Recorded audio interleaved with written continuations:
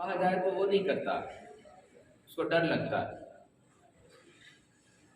تو کبھی بھی آغاز میں مشکل کام نہ کریں بلکہ آسان طریقے سے اسے شروع کریں، بعد میں جب رواں ہو جائے گا تو خود ہی عادت بن جائے گی۔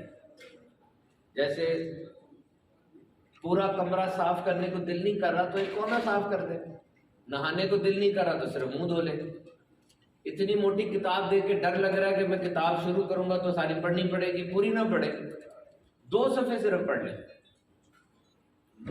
واکنگ اور رننگ کرنے کے لیے نہیں دل مان رہا کہ 2 کلومیٹر چلوں گا تو صرف 5 منٹ چل لیں، لیکن روزانہ کریں۔ جیسے میں نے 1000 بار درود پاک کہا تو 1000 بار درود پاک آپ کو مشکل لگ رہا ہے، کیسے پڑھوں گا؟ 1000 بار نہ پڑھیں، آپ 100 بار پڑھ لیں، 50 بار پڑھ لیں، لیکن روزانہ کریں جو کرنا ہے۔ جو میریکل ہے نا، جو ایک چیز بن جاتی ہے، وہ یہ روزانہ والی چیز کرتی ہے۔ Try to do it with punctuality, try to just do it persistently. ایک ہوتا ہے ڈسپلن، نظم و ضبط، ایک ہوتا ہے سیلف ڈسپلن، ایک ہوتا ہے پرسسٹنٹ سیلف ڈسپلن۔ یہ جتنی بڑی کامیابیاں آپ کو دنیا میں نظر آتی ہیں ساری نظم و ضبط کی وجہ سے ہیں۔ آپ کیا سمجھتے ہیں اتنے بڑے بڑے اللہ کے ولی جو ہیں، ان کا کیا انداز زندگی تھا؟ جب ان کا دل کرتا یہ عبادت کر لیتے، جب دل نہیں کرتا بیٹھے رہتے تھے۔ آج ذرا بیان اچھا سن لیا، آج جا کے 2 سجدے کر لو، 27ویں آنے والی ہے، چلو تھوڑی داڑھی بھی بڑھا لو اور جا کے ایک رات گزار لیں گے، باقی سارا سال نیند نہیں ہے، وہ جاگ ہی نہیں آئے گی کچھ۔ ایسے نہیں ہوتا۔ یہ ان کی زندگیوں میں ڈسپلن تھا، نظم و ضبط تھا۔ اگر کسی نے سمندر کے سینے کو چیرا اور اتنا بڑا پل کھڑا کر دیا، اس کے پیچھے بھی نظم و ضبط ہے، روزانہ کنسٹرکشن ہوتی ہے۔ So whatever you want to do, do it daily. This is the principle of self-discipline. نظم و ضبط۔ جب آپ کوئی کام نظم و ضبط کے ساتھ کرتے ہیں، پلان بنا کے کرتے ہیں، منصوبہ بندی کے ساتھ کرتے ہیں، تو اس کے نتائج پھر آپ کے سامنے مثبت آتے ہیں۔ اسلام سے بڑھ کر کون ہمیں نظم و ضبط سکھاتا ہے؟ بڑے سے بڑی بورڈ آف ڈائریکٹرز کی میٹنگ لیٹ ہو جاتی ہے، فلائٹ لیٹ ہو جاتی ہے، بڑی کانفرنسز جو ٹائم دیا جاتا ہے اس پہ شروع نہیں ہوتی۔ لیکن آپ مسجد میں جا کے دیکھ لیں، جس ٹائم پہ جماعت کا وقت ہوتا ہے عین اسی ٹائم پر علامہ صاحب اللہ اکبر کہہ دیتے ہیں۔ اس سے بڑا ڈسپلن کیا ہوگا؟ اور پورے سال میں 30 دن ہم کتنے نظم و ضبط کے ساتھ گزارتے ہیں۔ یہ جو رمضان کے دن ہوتے ہیں، ایک خاص وقت پر کھانا ختم کر دیتے ہیں، 1 منٹ بھی اس سے اوپر ہو گیا سارا دن کی بھوک پیاس اب روزہ نہیں کہلائے گا وہ۔ اور جو وقت ارشاد فرمایا گیا کہ اس وقت میں افطار کرنی ہے، اس سے 1 منٹ پہلے بھی افطار کر لو گے تو وہ سارا دن کی بھوک پیاس روزہ نہیں کہلائے گی۔ اس سے بڑا نظم و ضبط کا بیان اور مثال کیا ہو؟ اور پھر ساری زندگی میں ایک بار جو حج پہ جانا ہے، کین یو امیجن نظم و ضبط کا کیسا شاہکار ہے۔ تم کروڑ پتی نہیں، تم ارب پتی نہیں، تم کھرب پتی ہو، لیکن کفن جیسا لباس پہننا ہے، 2 چادریں، کفن کی یاد دلاتی ہے، رنگ بھی ایک ہی ہے۔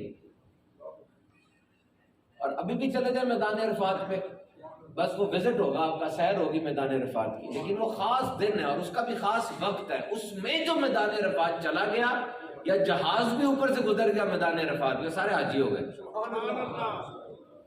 یہ کیا ہے؟ دس از ڈسپلن، نظم و ضبط۔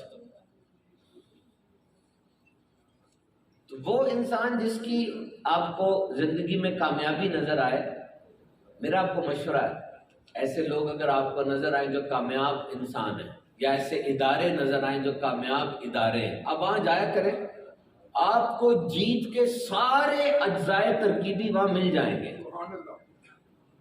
You will find every ingredient of success there. जीत हादसा नहीं होती,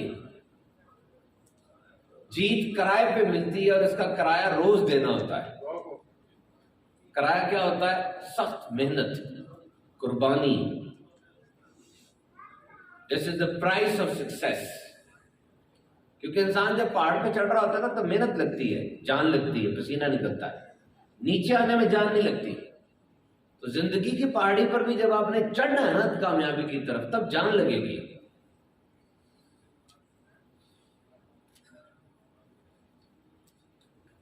इंसान की जिंदगी में आज जो सबसे बड़ी कंफ्यूजन पाई जाती है, झुंझलाहट जो है, वो ये है कि इसको पता नहीं चल रहा कि इसने पैरवी किसकी करनी है, किसके पीछे करना है।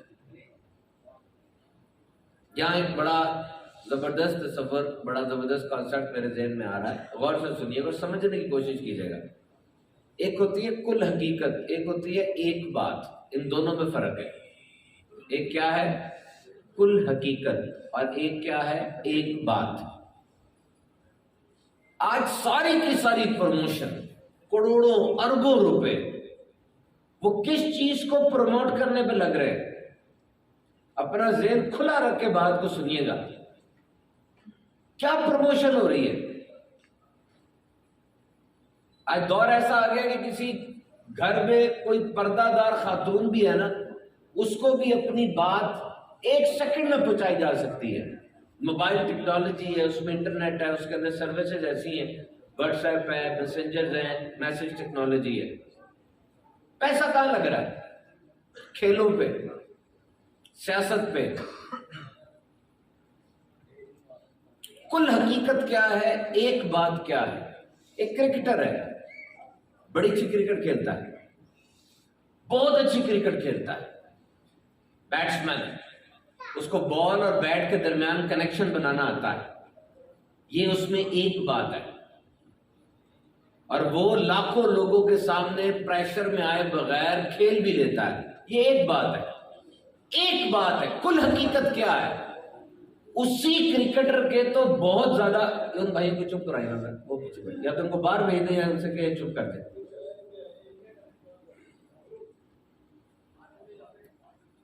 अब वो क्रिकेटर, तवज्जो से रखे आप, अब वो क्रिकेटर क्रिकेट तो बड़ी अच्छी खेलता है, क्रिकेट में तो उसकी पैरवी आप कर सकते हैं, बैट्समैन बड़ा अच्छा है, लेकिन क्या वो बाप अच्छा है? उसके तो स्कैंडल मशहूर है। क्या वो एक शौहर अच्छा है?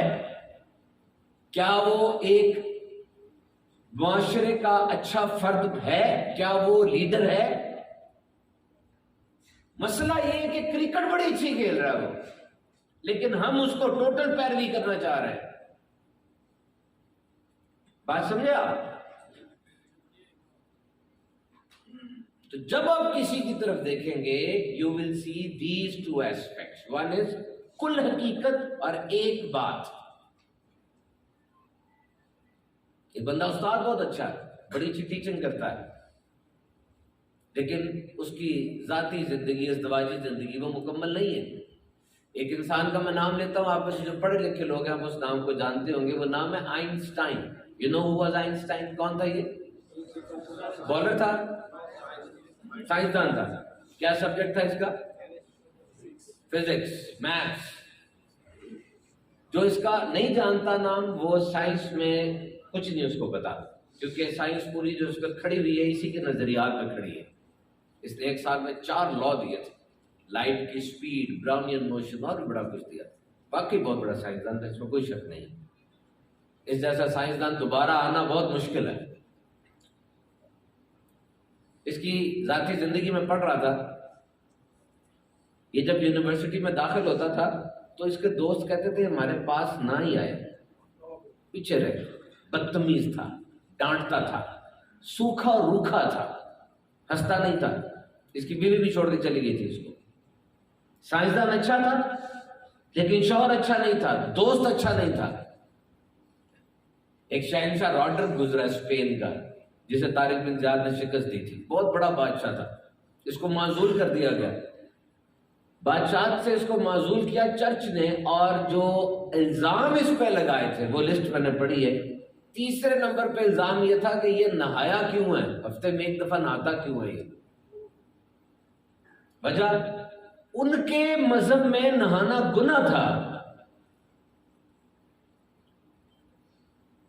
تو آپ دنیا کی کسی بھی شخصیت کو دیکھ لیں، آپ کو ایک چیز تو بڑی کمال پہ نظر آئے گی، لیکن کل حقیقت فارغ ہوگی. وہ فلاسفر ہے، سپورٹس مین ہے، ایکٹر ہے. آج دنیا میں 3 ایکٹر نے خودکشی کی ہے، روز کرتے ہیں یہ. اور حیرانی یہ ہوتی ہے کہ جب کوئی خودکشی کر لیتا ہے پوری دنیا میں خودکشی کی لہر آ جاتی ہے. اس پہ مر مٹے ہیں، اس کی اداکاری پر، اس کے گانوں کا انتظار ہے، اس کی فلموں کا انتظار ہے. میں نے ایک دن سوچا یہ خودکشی کیوں کرتے ہیں اتنی زیادہ، کیا وجہ ہے؟ بتاتے نہیں ہیں یہ لوگ، بس کہتے ہیں فلاں اداکار مر گیا. کیسے مرا بتاؤ تو صحیح. میں نے جب تحقیق کی تو پتا چلا ان میں سے اکثریت وہ نشہ زیادہ پینے کی وجہ سے مرتے ہیں. نشہ روز پی رہا ہے وہ، لیکن آج ذرا زیادہ پی لیا تو مر گیا. تو اور آپ کے خیال میں کیا کرتے ہوں گے یہ؟ تو آج کا نوجوان کنفیوز ہے، اسے پتہ نہیں کس کے پیچھے چل رہا ہے. وہ سوشل میڈیا پہ چمکتی ہوئی صورت دیکھتا ہے اور اس چمکتے ہوئے ظاہر کے پیچھے اپنی پوری زندگی برباد کر دیتا ہے. وہ منہ سے نہیں کہہ رہا اس کا آئیڈیل کون ہے، اس کے چہرے کا حال بتا رہا، اس کے بالوں کا سٹائل بتا رہا، اس کے کپڑے بتا رہے ہیں کہ اس نے دل میں کس کو بسایا. کیونکہ جب کسی سے محبت ہوتی ہے اس کی ادائیں تمہارے وجود پہ جھلکے گی. اس کا سگریٹ پینے کا انداز اس ہیرو جیسا ہوگا، اس کا گاڑی کھولنے کا انداز اس ہیرو جیسا بن جائے گا. محبت جو کر رہا ہے اسے، اور روز دیکھ رہا ہے اس کو. جب روز کسی کے ساتھ کچھ کام کیا جائے نا وہ دل میں بس ہی جاتا ہے. کوئی رات کو روز لیٹ نائٹ باتیں کر رہا ہے، اب سامنے کوئی انتہائی واحد قسم کا انسان بھی ہوگا، روز باتیں کرنے کی وجہ سے کچھ نہ کچھ تو عادت پڑ ہی جائے گی اس کی. آج کے نوجوان کو یہ سمجھانے کی ضرورت ہے کہ آئیڈیل کسے کہتے ہیں. دیکھو آج سے پہلے جب میں کالج میں پڑھتا تھا حالات اتنے خراب نہیں تھے. آج کالج کے لڑکے بڑے بدتمیز ہو گئے ہیں. ماں سامنے بیٹھی ہوتی ہے، اس کے سامنے ٹانگ پہ ٹانگ رکھ کے بیٹھ جائیں گے، موبائل نکال لیں گے، باپ سے بدتمیزی کرتے ہیں، بات سنتے نہیں ہیں. یہ شکایت ہے نا آج، یہ صحیح ہے، بدتمیز سے ہو گئے ہیں. اس کی وجہ یہی ہے کہ ان کے آئیڈیلز میں کنفلکٹ آ گیا ہے. اور وہ نصاب جو ہارورڈ نے دیا، جو آکسفورڈ نے دیا، جو ٹیکسٹ بک کی طرف سے ہمیں ملا، وہ تو ہم نے پڑھا دیا، لیکن وہ نصاب نہیں پڑھایا جو ہمارے نبی پاک صلی اللہ تعالی علیہ وسلم نے ارشاد فرمایا تھا. اور وہ نصاب کیا تھا؟ اپنی اولاد کو 3 چیزیں سکھاؤ، ان کے اوپر انڈیل دو، ان کے دل پہ یہ انگریو کر دو. تم انہیں خاندان کی اونچ نیچ سکھاتے ہو، سکھاؤ. کاروبار کے داؤ پہ سکھاتے ہو، سکھاؤ. یہ ضرور کہو. یا رسول اللہ ارشاد فرمائیے وہ کیا بات ہے؟ فرمایا انہیں 3 چیزیں سکھاؤ. نمبر 1 انہیں اپنے نبی کی محبت سکھاؤ، انہیں میرے اہل بیت کی محبت سکھاؤ، اور انہیں قرآن پڑھنا سکھاؤ. اب مجھے بتائیے یہ نصاب کس نے کس کو کتنا سکھایا ہے؟ نبی پاک صلی اللہ تعالی علیہ وسلم کی محبت، اس سے بڑا خزانہ کوئی نہیں ہے. کسی نے کہا حضور کا ذکر نہیں کرو گے تو سانس کیسے لوگے؟ حضور کے بارے میں پڑھو گے نہیں تو زندہ کیسے رہو گے؟ تمہارا ایک ایک بال حضور کی عطا کردہ نعمتوں میں ڈوبا ہوا ہے. سوچو تو صحیح، آج تک آپ میں سے کسی نے اس بات پہ شکر ادا کیا کہ میں حضور کو امتی بنا کر بھیجا گیا؟ اگر آپ کسی کافر کے گھر پیدا ہو جاتے کیا کر سکتے تھے؟ جو کسی کافر کے گھر پیدا ہوا وہ کفر میں ہی آگے بڑھتا چلا جاتا ہے. دین کی طرف بہت کم لوگ آتے ہیں. کتنے لوگ ہوتے ہیں جو مسلمان ہوتے ہیں آپ کے سامنے؟ بہت تھوڑے سے ہوتے ہیں. اب یہ بارڈر کے پاس ایک ملک ہے اور ایک ہمارا ملک ہے، کرکٹ کا میچ ہو رہا ہے دونوں میں، T20 چل رہا ہے. کتنی ٹینشن ہوتی ہے. یہاں والے تسبیح پکڑ کے بیٹھے ہیں، وہاں والے بتوں کے قدموں میں بیٹھے ہوئے ہیں، اور وہاں والے جیت گئے.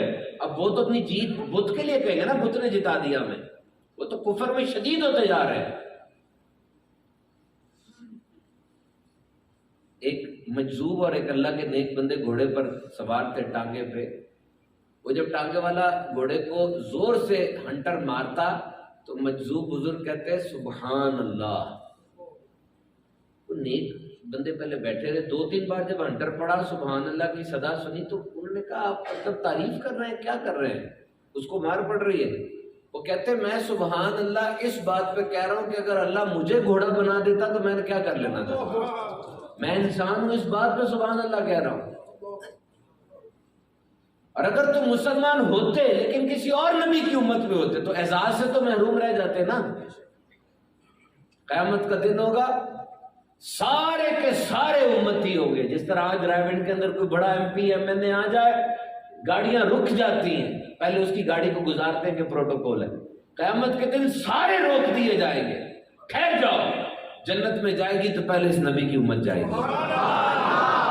پہلی امتوں میں کوئی گناہ رات کو کرتا تھا، صبح اس کے دروازے پہ گناہ لکھا ہوتا تھا. پہلی امتوں میں کپڑا ناپاک ہو جاتا تھا، اس کو جلا کے پھینکنا ہوتا تھا. یہاں 2 فرشتے ہیں، اگر نیکی کرو گے نیکی والا فرشتہ اس کو 10 گنا بڑھا کے لکھے گا، اور اگر گناہ کرو گے یہ گناہ والا فرشتہ لکھنے لگے گا، اس کو روک دیا جائے گا، ٹھہر جا، ہو سکتا ہے یہ توبہ کر لے. کپڑا ناپاک ہو گیا، 3 بار کپڑے کو دھو. فرمایا اللہ کپڑے کے ساتھ تمہارا دل بھی پاک کر دے گا. پہلے قربانی دیتے تھے، قربانی پہاڑ پہ رکھی جاتی تھی، اوپر سے آگ آپ کو اس قربانی کو اچک لیتی، اب وہ قربانی قبول ٹھہرتی تھی. اور تمہیں کہا گیا بکرا ذبح کرو، سارے کا سارا خود کھا لو، اللہ تعالیٰ تمہاری قربانی قبول کر لے گا. 63 سال کی ظرف عمر ہے. ان امتوں کی عمریں بہت زیادہ ہوتی تھی. صحابہ نے عرض کی یا رسول اللہ صلی اللہ تعالیٰ علیہ وسلم، ان کی عمریں زیادہ تھی، نیکیوں میں آگے نکل گئے، میرے آقا نے لیلۃ القدر عطا فرما دی. ایک رات تمہاری 1000 مہینوں کے برابر ہے. میرے محترم سامعین کرام، قیامت کے دن ہمیں حقیقی اندازہ ہوگا کہ نبی پاک صلی اللہ علیہ وسلم کی شفاعت کتنی بڑی چیز ہے. جب سکی ماں منہ پھیر لے گی. ایک صحابی نے عرض کیا رسول اللہ صلی اللہ تعالیٰ علیہ وسلم، یہ دوستیاں جو ہم دنیا میں کرتے ہیں یہ چھوٹ جائیں گی یا ساتھ رہیں گی؟ حضور نے فرمایا یہ 2-3 مقام ایسے ہیں جہاں پر یہ دوستیاں چھوٹ جائیں گی. عرض کی یا رسول اللہ کون سا مقام ہے؟ کہا جب بندے کو ہاتھ میں نامہ اعمال پکڑایا جائے گا اور جس وقت پل صراط سے گزارا جائے گا. صحابی آگے بڑھ کے کہتے ہیں یا رسول اللہ مجھ سے وعدہ کرے آپ میری شفاعت کرے گا. حضور نے وعدہ فرما لیا. کہا حضور قیامت کا میدان تو بہت بڑا، میں آپ کو کہاں ڈھونڈوں گا؟ حضور نے کہا آ جانا میرے آب کوثر پہ، میں اپنے امتیوں کو کوثر پلا رہا ہوں گا. دیکھو قیامت کے دن بڑے تخت لگے ہوں گے اور ہر نبی اپنے تخت پر بیٹھا ہوگا اپنی شان کے مطابق، لیکن میرے حضور کا تخت خالی ہوگا. صحابہ نے عرض کیا رسول اللہ آپ کا تو تخت سب سے اونچا، سب سے بلند و بالا، انبیاء کے بھی امام ہیں آپ، تو آپ تخت پہ نہیں ہوں گے؟ ارشاد فرمایا نہیں، میں میدان قیامت میں نکلا ہوں گا، میرے امتی بڑے پریشان ہوں گے، ان کی داد رسی کرنی ہوگی. ہر نبی کو ایک دعا دی گئی، نبی کی دعا مقبول ہے لیکن خاص دعائیں دی گئی، ان کا ذکر قرآن میں بھی آیا ہے، اور نبی نے وہ دعا زندگی میں مانگ لی. اب ایک وہ خاص دعا کا کوٹا جو نبی کو دیا گیا. میرے آقا صلی اللہ علیہ وسلم سے عرض کی یا رسول اللہ وہ جو دعا آپ کی آپ نے مانگ لی؟ کہا نہیں، میں نے وہ قیامت کے دن کے لیے اٹھا کے رکھی ہے، جب میرے امتی پریشان ہوں گے میں ان کو جہنم سے نکال کر جنت میں لے جاؤں گا. سوچئے اتنی بڑی نعمت آپ کو ملی ہے. آج کوئی گستاخی کر دے کسی ملک پہ تب تو بڑا ہنگامہ ہوتا ہے اور بڑا دل کے اندر ایک پریشانی سی پیدا ہوتی ہے، لیکن روزانہ آپ کا بانڈ کیا ہے حضور سے؟ مجھے بتائیں کتنی بار دن میں حضور کو یاد کرتے ہیں آپ؟ اور اگر آپ کے گھر یا آپ کی دکان یا آپ کے کاروبار میں حضور شام کے وقت تشریف لے آئیں، کیا آپ ایسے کام کر رہے ہیں کہ حضور کی نگاہ مبارک میں جھانک کے دیکھ سکیں کہ میں آپ کو امتی ہوں اور یہ کام کر رہا ہوں؟ بانڈ کتنا مضبوط ہے اتنا آپ کا ایمان مضبوط. آج میں کسی کرکٹر کا پوچھوں آپ اس کے ریکارڈ بھی گنوا دیں گے. آج کسی اداکار کا پوچھوں 2 سال میں اس کی فلمیں جتنی ہیں وہ بھی گنوا دیں گے. تو اگر میں آپ سے حضور کا تعارف پوچھوں کیا آپ حضور کا تعارف دے سکتے ہیں مجھے؟ وہ کون ہے؟ پرسنالٹی کا انٹروڈکشن ہوتا ہے. بانڈ مضبوط کریں اپنا. روزانہ 12 منٹ حضور کی ذات کے بارے میں پڑھیں. پیارے آقا علیہ السلام کی تصویر بنانا یہ سخت بے ادبی اور حرام ہے. ایسا ہی ہے نا؟ یہ بدتمیزی کرتے ہیں، اس طرح کی گستاخیاں کرتے ہیں، لیکن حضور کی ایک ایک ادا آج بھی سینوں کے اندر اور کتابوں میں محفوظ ہے. حضور کا حسن و جمال، آپ کی سیرت کا کمال، آپ کی ذات کی رفت، آپ کی ہستی کی قدرت، آپ کے مکے کے حالات، مدینے کے حالات، ازواج، غزوات، آپ کی ایک ایک ادا اس طرح سے محفوظ رکھی گئی کہ انسان حیران ہو جاتا ہے. حضور گھر تشریف لائے، بی بی عائشہ صدیقہ کا حجرہ تھا. بی بی عائشہ سے ارشاد فرماتے روٹی گری ہوئی تھی، روٹی اٹھائی اور کہا عائشہ یہ نعمت ہے، جس قبیلے سے چلی گئی بھاگ کے واپس نہیں آئی، اس کی قدر کرو. مجھے بتائیے 1400 سال پہلے ایک شوہر اپنی زوجہ سے اکیلے کمرے میں ایک بات کر رہے ہیں، اور میں آپ کو 1400 سال بعد وہ بات بتا رہا ہوں یہاں رائیونڈ کے اجتماع میں. نہ اس دور میں کوئی سی سی ٹی وی کیمرہ ہے، نہ اس دور کے اندر کوئی ہارڈ ڈرائیو ہے، نہ کوئی اس طرح ڈیٹا سٹوریج میکینزم ہے. بتائیں یہ معجزہ نہیں تو اور کیا ہے؟ حضور کی ایک بات ہوتی ہے، اس میں سارے مسائل کا حل موجود ہوتا ہے. آج ساؤتھ افریقہ کے اندر ڈے زیرو منایا جاتا ہے. یہ وہ دن ہے جب پانی صرف پینے کے لیے استعمال کرنا اور کوئی کام پانی کا نہیں ہوگا، کیونکہ ساؤتھ افریقہ میں پانی ختم ہو گیا ہے. ابھی سیلاب آئے، پاکستان میں بہت زیادہ پانی آ گیا، اور یورپ کے اندر پانی نہیں ہوا. کئی قحط کے شکار ہو گئے.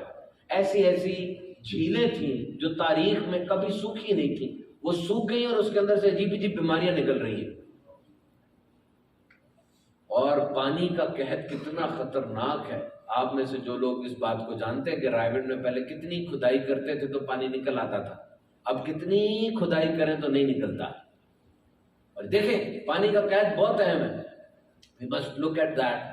یہ نائجیریا کی میں نے ویڈیو دیکھی، وہاں پہ ہینڈ پمپ لگا ہوا تھا. ہینڈ پمپ کو ایسی چیز تو نہیں ہے انوکھی چیز، عام سی چیز ہے. اس کے ارد گرد بچے کھڑے تھے اور وہ ہینڈ پمپ کو یوں دیکھ رہے ہیں جیسے کوئی مریض سے کوئی چیز آئی ہوئی ہے، بڑی حیرانی سے دیکھ رہے ہیں.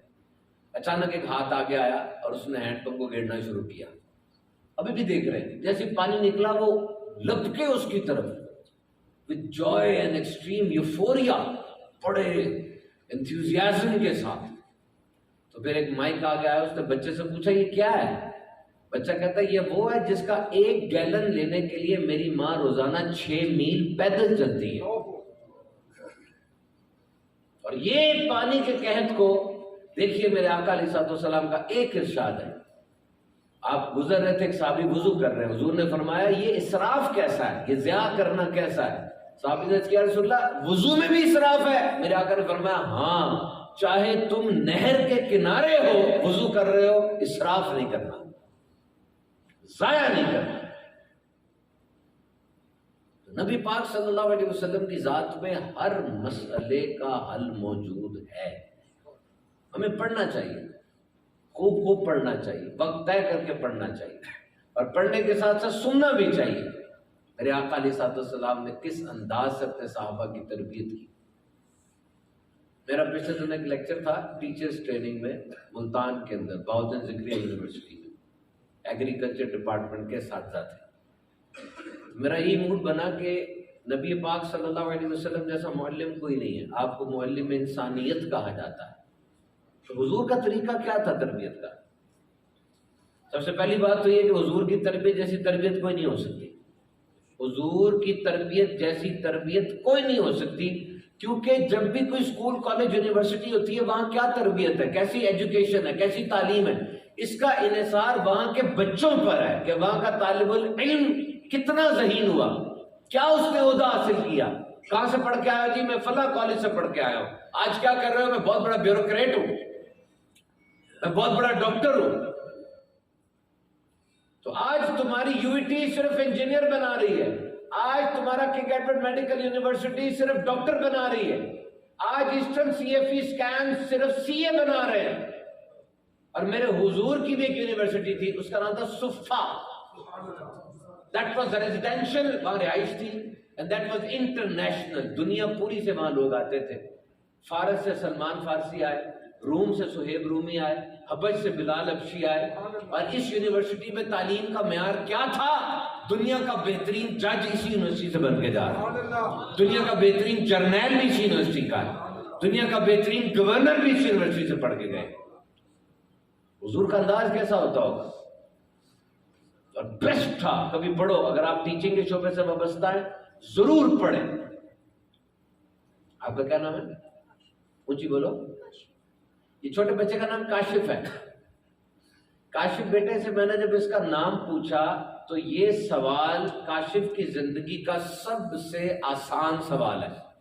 اس سے آسان سوال تو کوئی نہیں ہو سکتا نا، نام سے آسان کیا ہوگا. لیکن پوچھے کاشف سے، جب میں نے اس سے پوچھا اس کی ذہن کی ساری توجہ میرے سوال کی طرف تھی. حالانکہ سوال سب سے آسان ہے. دس از دا پاور آف کوشچن. یہ سوال کی طاقت ہوتی ہے. جب آپ سے سوال کیا جاتا ہے نا، آپ کے ذہن کی بکھری سوچیں ساری ایک نقطے پر آ جاتی ہے، آپ کا فوکس سیٹ ہو جاتا ہے. یہ سوال کی طاقت ہے. اور آج کے دور میں مجھے اچھے جواب نہ دو، جواب بڑے ہیں میرے پاس، گوگل بھری پڑی ہے، گوگل پہ لکھ دو ہر سوال کا جواب مل جاتا ہے. اچھے جواب والے لوگ نہیں ہمیں چاہیے، ہمیں اچھا سوال کرنے والے لوگ چاہیے جو اچھا سوال کر سکے. کتاب میں کیا ہوتا ہے، اردو کی کتاب میں مطالعہ پاکستان میں مضمون لکھا ہوتا ہے، نیچے سوال لکھے ہوتے ہیں. ایسے ہی ہوتا ہے نا، مضمون کے نیچے 4 سوال لکھے ہوتے ہیں. جدید طریقہ یہ نہیں ہے. جدید طریقہ یہ ہے کہ مضمون لکھا ہے، بچہ مضمون پڑھے اور سوال خود بنائے اور پھر اس کے جواب تلاش کرے. یہی طریقہ میرے آقا صلی اللہ علیہ وسلم کا تھا. آپ نبی پاک صلی اللہ علیہ وسلم صحابہ کے درمیان تشریف فرماتے، صحابہ سے کوشچن کیا کرتے تھے. صحابہ بتاؤ، سورج غروب ہوتا ہے، روز ہوتا ہے، کہاں جاتا ہے؟ صحابہ بھی آسمان سے ایک آواز آئی ہے، میرے کانوں نے سنی. کیا تم نے سنی؟ سب سے بڑی نیکی کون سی ہے؟ سب سے بڑا جود و سخا، سخاوت میں سب سے بڑا کون ہے؟ سوال کرتے تھے حضور. صحابہ اس کا جواب عرض کرتے تھے، برین سٹارمنگ کرتے تھے. جواب نہیں آتا تھا تو ادب سے عرض کرتے، یا رسول اللہ ہمیں نہیں آتا، بے شک اللہ اور اس کا رسول بہتر جانتے ہیں. بچہ بور ہو رہا ہے، جیسی بچہ بور ہوا فوراً بڑھ کے اس کو موبائل پکڑا دو، تاکہ یہ جو چوسنی ہے، پہلے اور چوسنی ہوتی تھی، اب یہ چوسنی ہے، یہ اس کے منہ میں چلی جائے، چپ کر کے بیٹھا رہے، ماں باپ اپنے کام کر لیں. آپ سمجھتے ہیں کہ بور ہونا یہ کوئی بری بات ہے. بور ہونا بری بات نہیں ہے، پہلی بات یہ یاد رکھیں. اور بچے کا بور ہونا، اس کو ٹھیک کرنا یہ والدین کی ذمہ داری ہے، یہ بات بھی غلط ہے. بچہ بور ہو رہا ہے، اس کو ٹھیک کرنا والدین کی ذمہ داری نہیں ہے. بچہ کا بور ہونا دس از ویری بگ بلیسنگ. اس بچے کو آگے بڑھ کے پوچھے، سوال کرے اس سے کہ بتاؤ بیٹا تم بور ہو رہے ہو، کیا کام کر سکتے ہیں مل کر، ایسا کام جو موبائل کے علاوہ ہے. بعض بچوں کو ڈرائنگ بڑی پسند ہے، بعض بچوں کو سٹوری ٹیلنگ بڑی پسند ہے، بعض بچوں کو مٹی کے گھر بنانا اچھے لگتے ہیں، بعض بچوں کو پودے اگانا اچھے لگتے ہیں، جانور پالنا اچھے لگتے ہیں. یہ ماں باپ کو نہیں پتا ہوگا تو کس کو پتا ہوگا؟ بزدلی نہ دکھانا، وہ جی بڑا کچھ کر کے دیکھ لیا تو کیا کریں پھر. میں ایک ڈاکٹر صاحب کے پاس گیا، مجھے کہتے ہیں یہ پھیپھڑے کا وارڈ ہے، یہ دل کا وارڈ ہے، اور یہ گردے کا وارڈ ہے. ایک خالی جگہ تھی. میں نے کہا یہ کس کا وارڈ ہے؟ وہ سنجیدہ ہو کر کہتا ہے کہ یہ موبائل کے نشیوں کا وارڈ ہے. اچھا. کہتا ہاں نہیں سمجھ آ رہی. نرس کو بلایا، کہا اس کو بتایا میں نے بیٹے کا حال، کیونکہ نرس تو سارا دن ہاسپٹل میں ہے، بچہ گھر میں ہے. وہ کہتی ہے میرے بچے کو موبائل نہ ملے تو وہ ہیروئن پینے والوں کی طرح اس کی حالت ہو جاتی ہے، اس طرح تڑپتا ہے. ہو سکتا ہے آپ کے گھروں میں بھی ایسے لوگ موجود ہو بچے، یا کوئی ایسی بیٹی موجود ہو، کوئی ایسا موجود ہو جو کہ ایسے پکڑ کے چلی جاتی ہے، ماں کی بات نہیں سنتی. بزدلوں نے دکھائے، آگے بڑھ کے انیشیٹو لیں. سائنس اس چیز کا حل نکال رہی ہے. بچے کو سٹوری ٹیلنگ سنائے، بچے کو بٹھا کے کہانی سنائے. کہانی یہ بڑی اہم ترین چیز ہے. قرآن مجید میں کہانیاں موجود ہیں. حضرت یوسف علیہ السلام کے قصے کو احسن القصص، بہترین قصہ فرمایا گیا. کہانی کا امپیکٹ ہوتا ہے انسان کے اوپر. کہانی پہلا ہنر تھا جو دنیا میں آیا. جب آگ ایجاد ہوئی تب دن کی دورانیاں بڑھ گیا. پہلے جب اندھیرا ہوتا تھا، جیسے ہی سورج غروب ہوا دن ختم ہو گیا. جب آگ ایجاد ہوئی سب سے پہلے کیا چیز ہوئی کہ دن کا دورانیہ بڑھ گیا. اب آگ جلا لی، لوگ سب بیٹھ جا کرتے تھے، کہانی سنایا کرتے تھے. Story telling it's an art.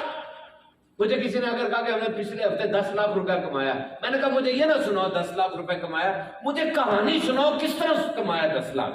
کہانی کی صورت میں بتاؤ کدھر گئے، کس طرح بات کی، کیا تھا وہاں پر، کیا چیز شیئر کی. Tell me the story. اور بچے کے لیے کہانی ایک بند محل کی طرح ہوتی ہے، بند صندوق کی طرح. یہ بچہ بیٹھا ہے، میں باہر جا رہا ہوں، میں نے اس کو کہانی کی کتاب پکڑا دی اور چلا گیا. واپس آیا کر کہا ہاں بتاؤ کیا پڑھا ہے بتاؤ. کہتا جی کہانی بڑی مشکل تھی، الفاظ بہت موٹے تھے اور سمجھ نہیں مجھے آئی. اب میں بیٹھوں گا، میں اس کا باپ ہوں، میں اس کا استاد ہوں، مجھے پتا ہے اس کو مشکل کہاں لگتی ہے. میں بیٹھ کے اس کو کہانی سناؤں گا، مشکل کو آسان کر دوں گا. بچہ ٹھک اس مقصد تک پہنچ جائے گا جس مقصد تک میں پہنچانا چاہ رہا ہوں. اور کہانی سنانے کے دن ہوتے ہیں. بچہ حیران ہے کہ یہ جانور یہ جنگلوں میں ہونے چاہیے، یہ ہمارے گھر میں کیوں کھڑے ہیں؟ وہ بھی گائے لے آیا، یہ بھی بکرا لے آیا، اور وہ اونٹ لے آیا. یہ کیا ہو رہا ہے؟ یہاں کہانی سنائے اس کو، یہاں کہانی سنائے اس کو، بتائیں بیٹا یہ ویسے نہیں آئے، اس کی وجہ کیا ہے؟ حضرت اسماعیل علیہ السلام کی کہانی کیا تھی؟ اور اب یہ بچہ جب روئے گا، بکرا ذبح ہو رہا ہے، روتے ہیں نا بچے سے پوچھو کیوں رو رہے ہو، پوچھو کیوں رو رہے ہو، وہ کہے مجھے بکرے سے محبت تھی، آپ اس کو ذبح کر رہے ہیں. اس کو بتائیں بیٹا یہی تو بات ہے کہ جتنی بھی محبت ہو جائے اللہ کا حکم آئے گا ساری محبتیں قربان ہو جائیں گی. پیسے گن رہے ہو، بڑا مزہ آ رہا ہے، اللہ کا حکم آ جائے گا اب زکوٰۃ دے دینی ہے اور اس پیسے سے جان چھڑانی ہے. پوری دنیا کا ٹور کر رہے ہو، کبھی پڑھنے جا رہے ہو، کبھی ہنزا جا رہے ہو، کبھی امریکہ جا رہے ہو، اللہ کا حکم آ جائے گا اب حرمین طیبین میں جا کے حج کرنا ہے. دن رات کھانے کھا رہے ہو، اللہ کا حکم آ جائے گا پورا مہینہ بھوکا رہنا ہے. کہانی سنا اس کو. حج آ گیا، حج کے پیچھے کتنی بڑی کہانی ہے. محرم آ گیا، کیا کہانی ہے یہ بتائیں اس کو. اور یہ کہانی تو میں نے آپ کو بتایا، حضور نے فرمایا میرے اہل بیت کی محبت سکھاؤ. اس کو بتاؤ کون تھا یزید، کون تھے امام حسین رضی اللہ تعالیٰ عنہ. You need to tell him. کہانی سناؤ، ہر چیز کو کہانی میں لے کر آؤ، اٹریکٹیو ہو جاتی ہے. پیارے آقا علیہ الصلوۃ والسلام نے وہ کہانی صحابہ کو سنائی تھی نا، اور بخاری شریف کی حدیث ہے کہ 3 بندے غار میں بند ہو گئے تھے. سنی نا آپ نے، غار کا دروازہ بند ہو گیا تو انہوں نے اپنی نیکیاں گنوائی تھی، نیکیاں بتائی تھی. ایک نے نیکی بتائی کہ اس طرح میری اپنی کزن کے ساتھ محبت تھی، میں نے اس پہ تسلط پا لیا. اس نے کہا اللہ سے مجھے ڈر لگتا ہے، میں نے اس کو چھوڑ دیا. ایک نے کہا کہ میں جب بھی دودھ دھو کے لاتا پہلے اپنے ماں باپ کو دیتا پھر بچوں کو دیتا. ایک رات آیا ماں میری سو گئی تھی، میرے بچے تھے، میرا دل نہیں کیا کہ میں اپنی ماں سے پہلے کسی کو دوں. بچے روتے رہے، میں نے کہا پہلے میں اپنی ماں کو دوں گا. تو یہ جو عزت میں نے ماں کی اور دروازہ ہٹ گیا. تیسرے نے کہا کہ میرا ایک ملازم تھا، اس نے کام کیا، کام کرنے کے بعد اس نے اجرت نہیں لی اور چلا گیا. میں نے اس کی اجرت جو پیسے بنتے تھے اس سے کچھ جانور لے لیے، وہ چلا گیا. اب وہ جانور بڑھنے لگے، جانور بڑھ رہے ہیں. اور کافی عرصے بعد جب واپس آیا کر کہنے لگا میری اجرت آپ کی طرف ڈیو ہے. تو میں نے کہا یہ جتنا ریوڑ ہے سارا تیرا ہے. وہ کہتے یہ کیسی بات ہے؟ کہا دیکھ میں نے جانور لیے تھے وہ بڑھتے گئے تو پورا کا پورا وہ پتھر آگے سے ہٹ گیا. کیسی مزے کی کہانی ہے. تو نبی پاک صلی اللہ علیہ وسلم کا طریقہ یہ تھا. اور دوسرا طریقہ تعلیم کیا تھا؟ آپ حوصلہ افزائی کرتے تھے، یو انکریج. میں نے ایک ریسرچ پڑھی، بڑی ہی زیادہ دکھ دینے والی تحقیق ہے. چھوٹے بچوں کو انہوں نے لیا اور ان کے دماغ کا آئی کیو ٹیسٹ لیا، کتنے ذہین ہیں بچے.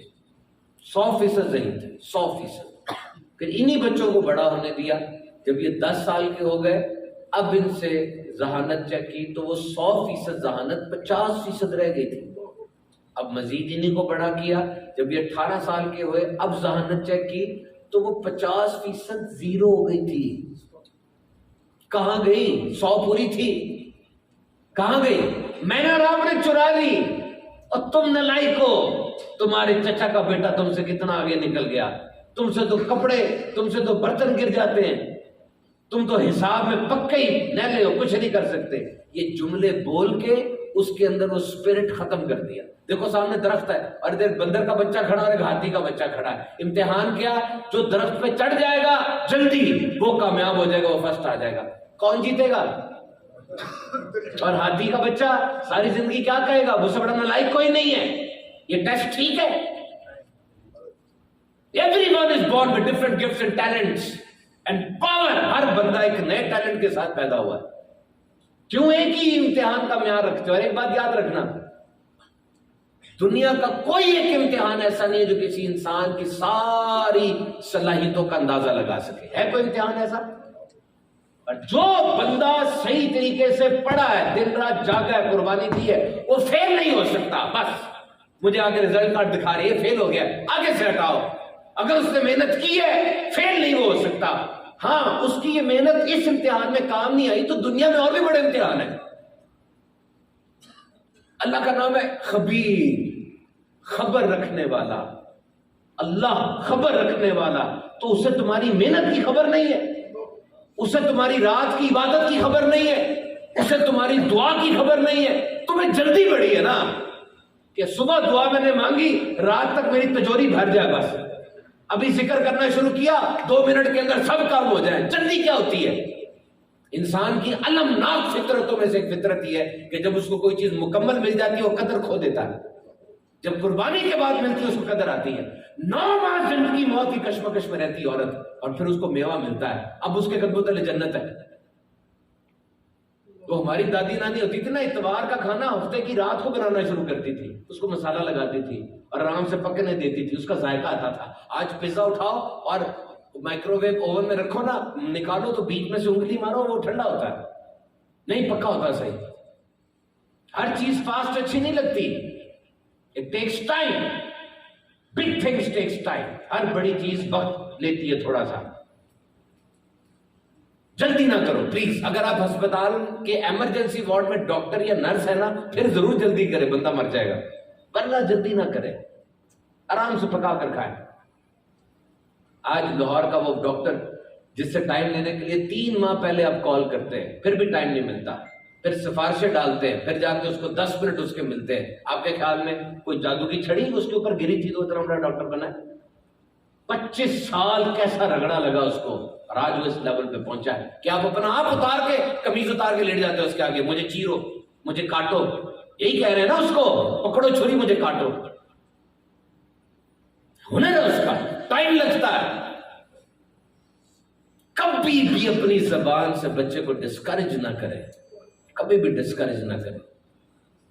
بچے کی بات سنیں، دیکھیں، اگلے امتحان کے لیے تیار ہونے دیں. ایک اسٹوڈنٹ مجھے کہتا ہے کہ بڑا میں نا ڈر رہا ہوں، پیپر آنے والے ہیں، بہت ڈر لگ رہا ہے مجھے، پتہ نہیں کیا ہو جائے گا کیا ہو جائے گا.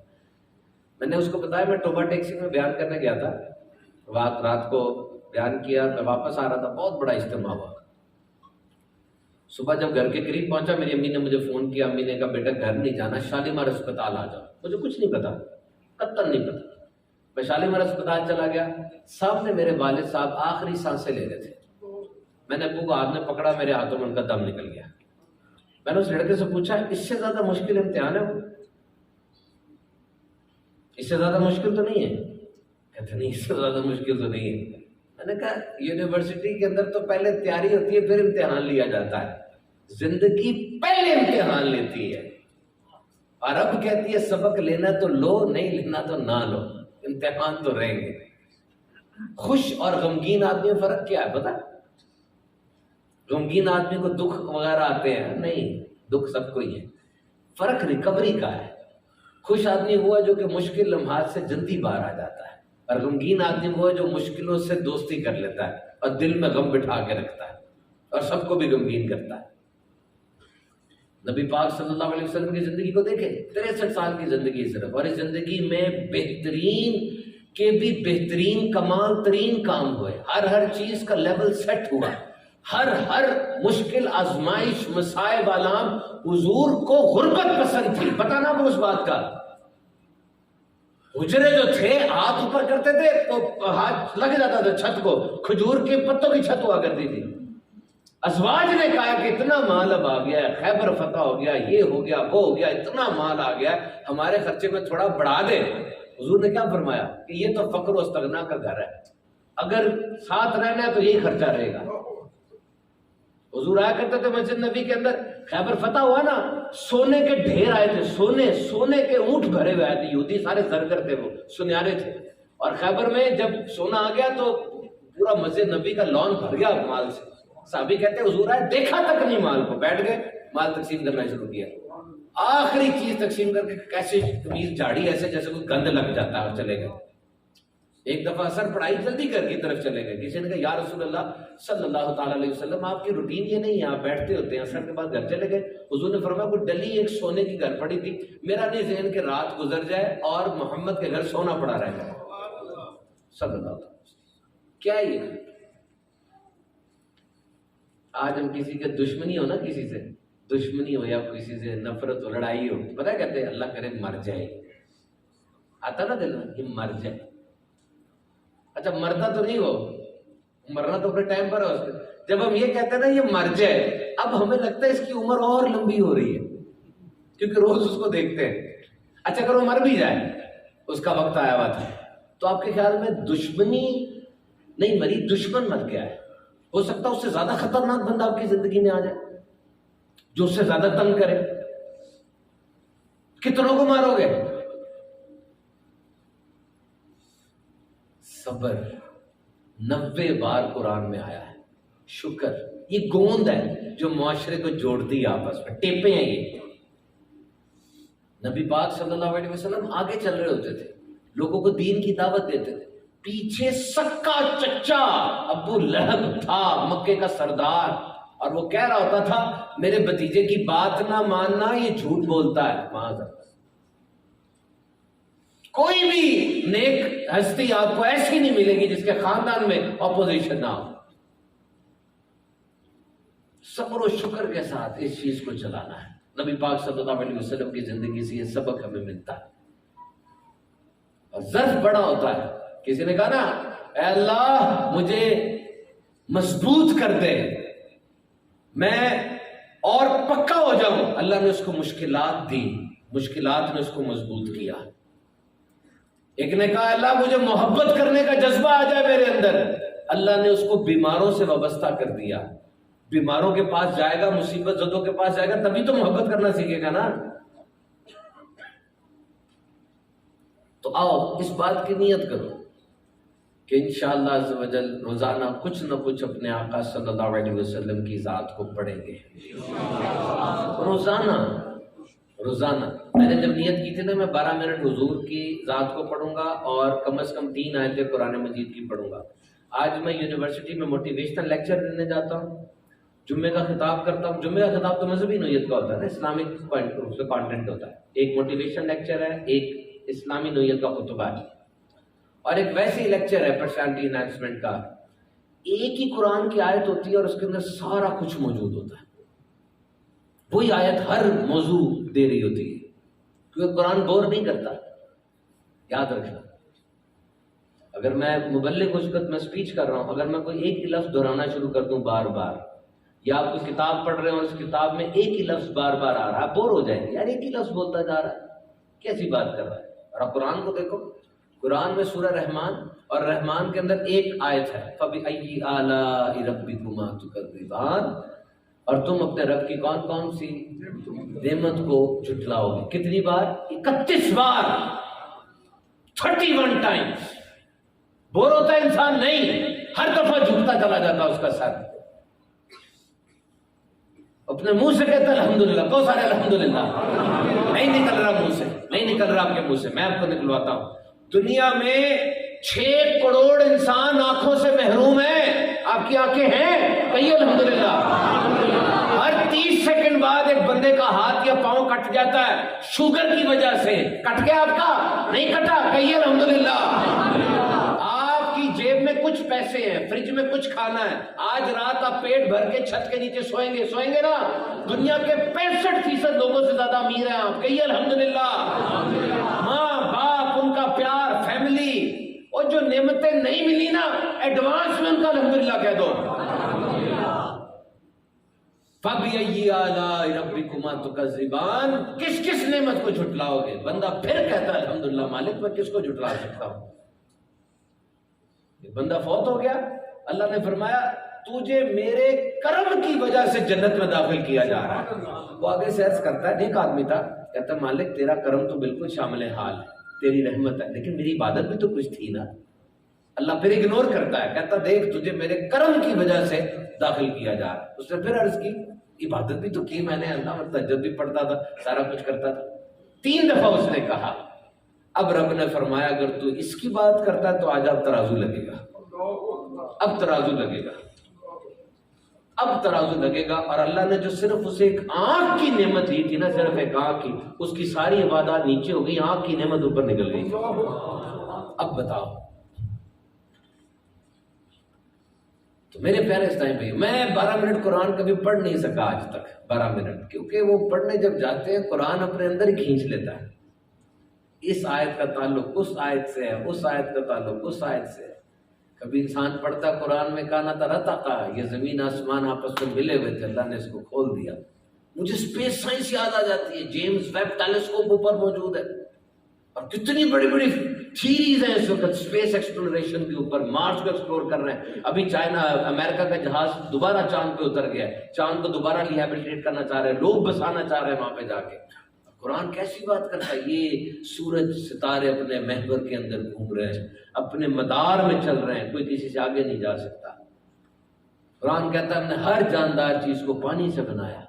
قرآن کہتا ہے ہم نے اپنے نبی کو حق کے ساتھ بھیجا کہ اس دین کو تمام دینوں پہ غلبہ دے دے۔ اور مجھے نظر آتا ہے کہ حضور کے وصال کو 100 سال نہیں گزرا تھا، دنیا کی سب سے بڑی امپائر کون سی بن گئی؟ عمر فاروق اعظم مکران کے سائز تک آ گئے، امیر معاویہ رضی اللہ تعالیٰ عنہ آگے بڑھ کر قبرص کو فتح کر رہے ہیں، اور نور الدین زنگی، عماد الدین زنگی اور صلاح الدین ایوبی بیت المقدس کی فتح کو مکمل کر رہے ہیں، طارق بن زیاد اسپین میں آ گیا، محمد بن قاسم سندھ تک آ گیا، اور یہ دین ہم غالب کر دیں گے۔ کب یہ بات کہی جا رہی ہے اور یہ کب سچی ہو رہی ہے؟ ایک بایولوجسٹ مجھ سے کہتا ہے قرآن پاک میں بایولوجی کدھر ہے، میڈیکل سائنس کدھر ہے؟ اور اس نے کہا 18 جگہوں پہ اللہ انسان کی پیدائش کو بیان کر رہا ہے، 18 مقام پر اس کو لتھڑے ہوئے خون سے بنایا، جمے ہوئے خون سے بنایا۔ 2 موضوع ہیں دنیا میں، یاد رکھنا، 2 موضوع ہیں صرف، ایک انسان اور ایک زندگی، بس۔ زندگی اپنے تمام نشیب و فراز کے ساتھ اور انسان اپنی تمام ورائٹیوں کے ساتھ۔ اور اللہ ان دونوں موضوعات کو قرآن میں کس طرح بیان فرماتا ہے؟ انسان کے بارے میں فرمایا لَقَدْ خَلَقْنَا الْإِنسَانَ فِي أَحْسَنِ تَقْوِيمٍ، تمہیں بہترین صورت پر بنایا گیا ہے۔ جا جا کر دیکھ لو دنیا کی کسی بھی صورت کو، تمہاری صورت بہترین ہے۔ ماؤنٹ ایورسٹ چٹان کھڑی ہوئی ہے، جھک نہیں سکتی۔ یہ بڑا بیل جو تم لے کر آتے ہو سجدہ یہ بھی نہیں کر سکتا۔ اور تم اپنے آپ کو دیکھو، کبھی قیام میں جا کے اس کی حمد بیان کرتے ہو، کبھی رکوع میں جا کے اس کی ثنا بیان کرتے ہو، کبھی سجدے میں گر کر اس کے اعلیٰ ہونے کا اقرار کرتے ہو۔ تمہیں بہترین صورت پر بنایا۔ اور زندگی کے بارے میں فرمایا قرآن میں، اور یہ زندگی نہیں مگر کھیل تماشا، ختم کر دی بات۔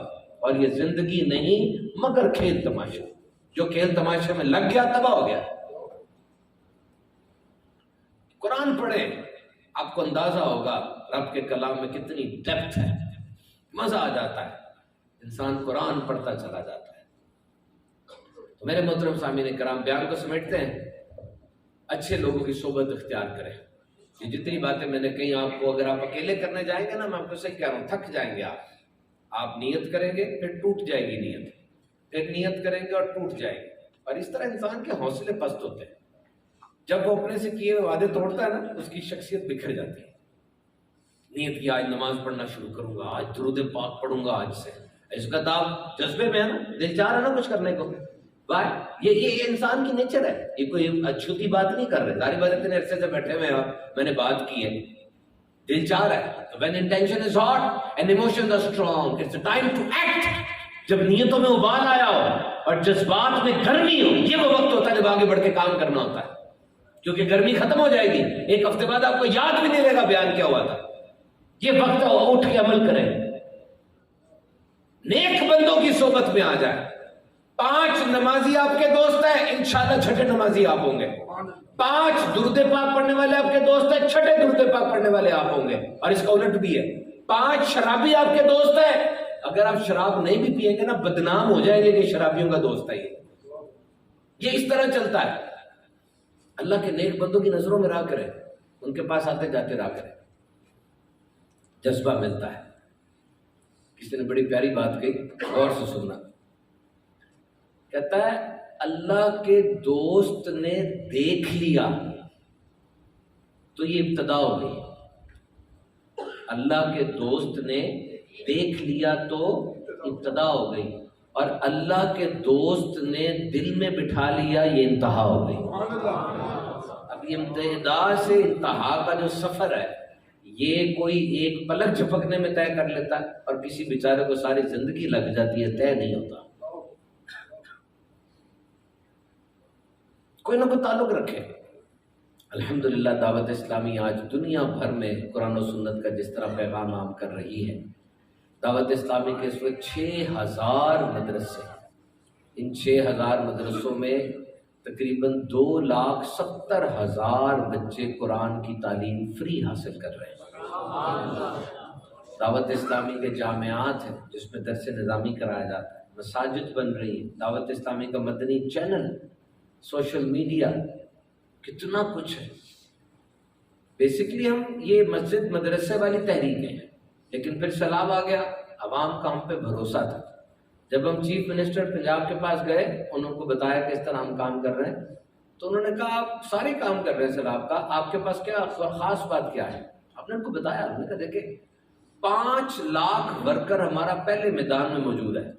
جو گوٹ سندھ کا ڈوب گیا، جو گاؤں کے پی کے کا تباہ ہو گیا، اس گاؤں گوٹ میں مسجد ہم نے بنائی ہے، اندر رہنے والے لوگ موجود ہیں ہمارے. ہم نے سامان ایسی تقسیم نہیں کر دیا جا کے جو آیا تقسیم کر دیا. وہ تو سنا ہے کراچی میں جب سیلاب اور زلزلہ آتا ہے کراچی اور لاہور میں فقیر کم ہو جاتے ہیں کیونکہ وہاں چلے جاتے ہیں، فری جو مل رہا ہے.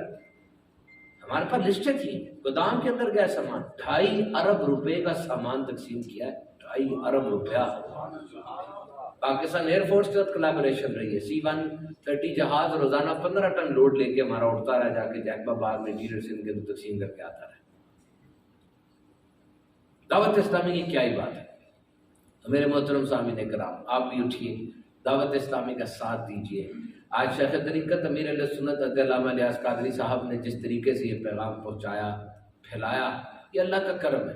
عام طور پہ بندہ جو کام کرتا ہے نا اس کے مرنے کے بعد یاد کیا جاتا ہے، لیکن یہ آپ کے لیے اتنی بڑی سعادت ہے، اللہ تعالیٰ کا آپ پہ ایسا کرم ہے کہ اپنی زندگی میں ہی آپ نے اپنے اس بوٹے کو پھل دیتے ہوئے دیکھا ہے.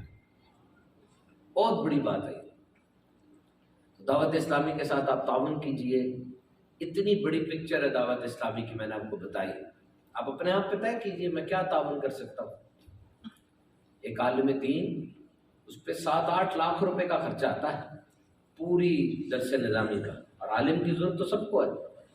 ڈاکٹر کی ضرورت کب ہے؟ جب بیمار ہو گئے. انجینئر کی ضرورت کب ہے؟ جب پروجیکٹ چاہیے. لیکن ڈاکٹر کی ضرورت تو ہر وقت ہے، عالم کی ضرورت تو ہر وقت ہے.